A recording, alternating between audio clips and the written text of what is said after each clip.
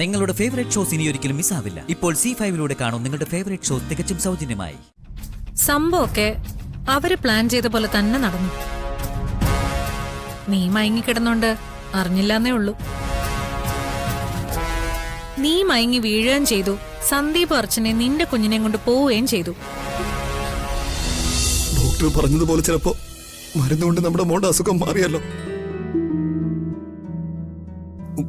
ഒരു വർഷം കഴിഞ്ഞ് സർജറി വേണമെങ്കിൽ മാത്രം ആ സമയത്ത് അവളെ അറിയിച്ച പോരെ. ശരിയാ, നമ്മുടെ അവസ്ഥ മറ്റാർക്കും നമ്മളായിട്ട് കൊടുക്കണ്ട.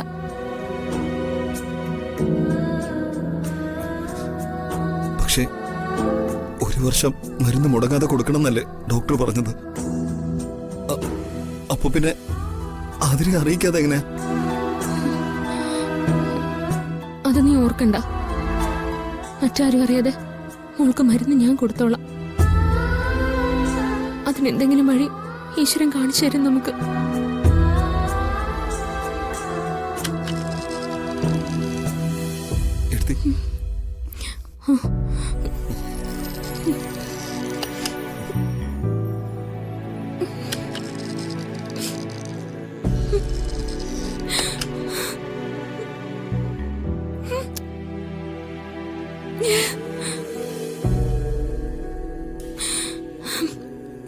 നമ്മുടെ മോക്കൊന്നും സംഭവിക്കില്ല. അമ്മയുടെ സ്ഥാനത്ത് ഈ വല്യമ്മ ഉണ്ടാവും.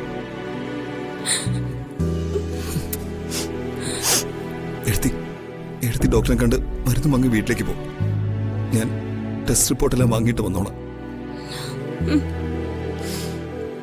വാക്സിൻ എടുത്തിട്ട് ഞാനും മോളും പോവാം.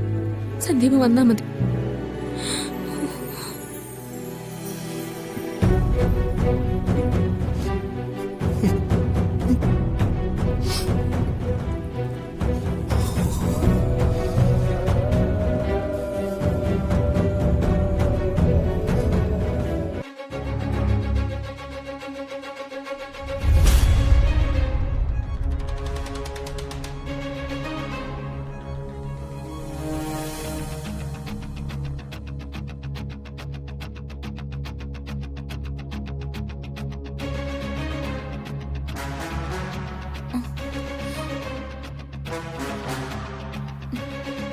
നീ നോക്കണ്ട.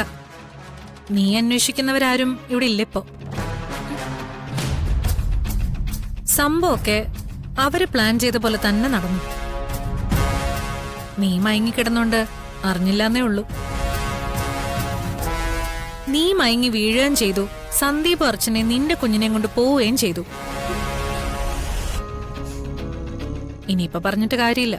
അവര് പോയിട്ട് വരട്ടെ. എനിക്ക് നേരത്തെ എന്താ പെട്ടെന്ന് പറ്റിയേ? ഞാനിങ്ങനെ ബോധം കെട്ടേ?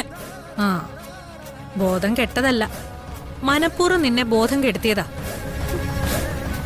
നിന്റെ ചേച്ചി നിന്നെ ബോധം കെടുത്തിയിട്ട് അവൾ അവളുടെ കാര്യം നടത്തി. നീ മയങ്ങി വീണ സമയത്ത് അവൾ അതിവിദഗ്ധമായിട്ട് നിന്നെ പറ്റിച്ചു. നിന്റെ ശല്യമില്ലാതെ അവക്ക് കുഞ്ഞിനെ കുറച്ചു നേരം ഒറ്റയ്ക്ക് കിട്ടണമായിരുന്നു. അതവൾ ബുദ്ധിപരമായി കൈകാര്യം ചെയ്യുകയും ചെയ്തു. നിനക്ക് എങ്ങനെയാ ബോധം പോയെന്നറിയോ? ഞാൻ കൊണ്ടുവന്ന് പാല് കുടിച്ചിട്ട്.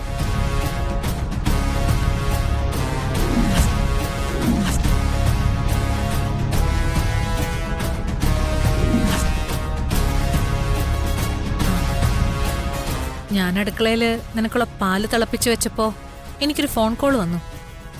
ഞാൻ സംസാരിച്ച് തിരിച്ചു വന്നപ്പോ അർച്ചന അടുക്കളയിൽ നിന്ന് ഇറങ്ങി വരുമായിരുന്നു.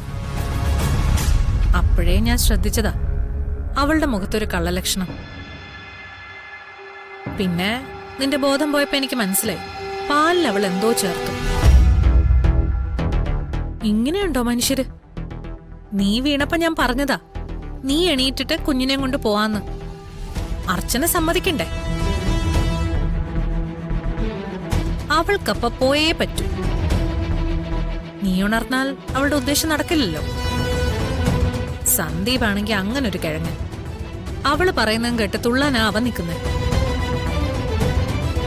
സപ്പോർട്ടിന് അച്ഛനും.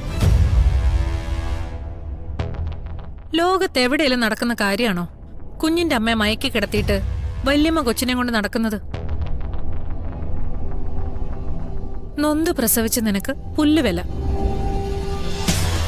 അർച്ചനയ്ക്ക് ഏതായാലും ലോട്ടറി അടിച്ച പോലെ സ്വന്തമായിട്ടൊരു കൊച്ചിനെയും കിട്ടി. അതിരെ, ഞാനൊരു കാര്യം പറയാം. ഇന്ന് അവള് നിന്നെ ഒഴിവാക്കാൻ ഉറക്കമരുന്ന് ഉപയോഗിച്ചു. നാളെ ഒരു സമയം നിന്നെ എന്നേക്കുമായി ഒഴിവാക്കണമെന്ന് അവൾക്ക് തോന്നിയാ നിനക്ക് അവള് ചിലപ്പോ വിഷവും തരും.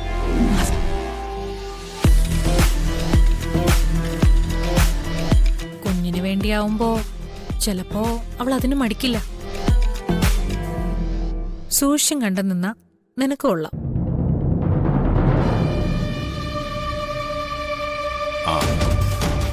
ആതിരെ എഴുന്നേറ്റോ?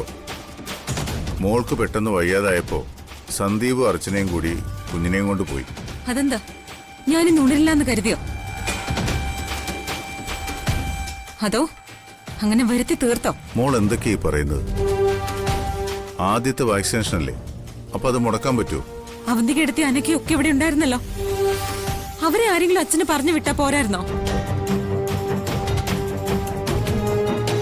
എനിക്കറിയാം എല്ലാരും കൂടി എന്നെ പറ്റിക്കുവാണെന്ന്.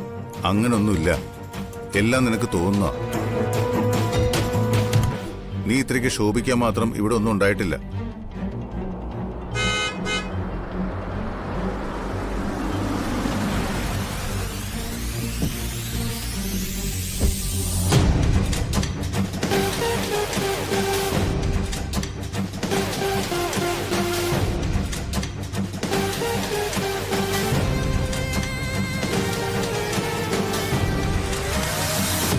കുഞ്ഞിനിങ്ങിതാ,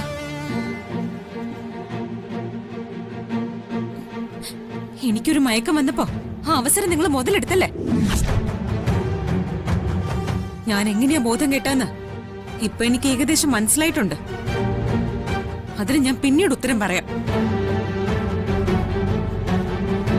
ദേ, ഞാനൊരു കാര്യം പറയാം. ബോധം കെട്ടെന്നല്ല, ഞാൻ ഇനി ചത്ത് കിടന്നാ പോലും എന്റെ കുഞ്ഞിനെ നിങ്ങൾ എടുത്തു പോവരുത്. പറഞ്ഞാലും മനസ്സിലാവില്ല.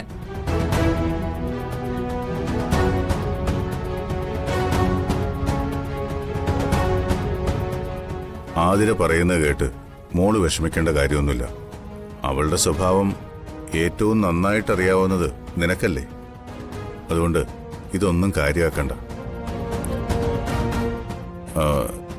സന്ദീപ് എവിടെ മോളെ? ഇപ്പൊ വരൂ അച്ഛാ.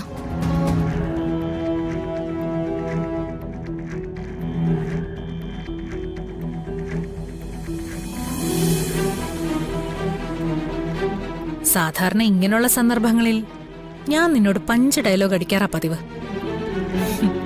ആ പതിവ് ഇന്ന് ഞാൻ തെറ്റിക്ക.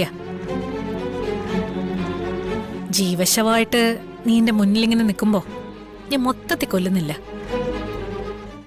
ഡൗൺലോഡ് ചെയ്യൂ C5 ആപ്പ്. കാണൂ എല്ലാ എപ്പിസോഡുകളും സൗജന്യമായി.